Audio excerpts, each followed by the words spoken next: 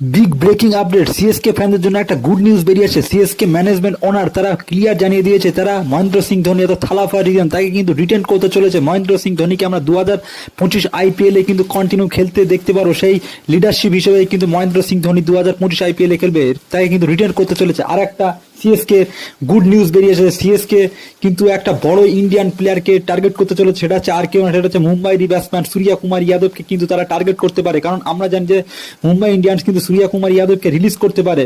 আর Mumbai Indians সূর্য কুমার সে কিন্তু অন্য কোনো ফ্র্যাঞ্চাইজির ক্যাপ্টেন হতে চায়, কারণ তার কিন্তু সেই কিন্তু ইন্টারন্যাশনাল ক্রিকেটের টি-20 ফরম্যাটের ক্যাপ্টেন।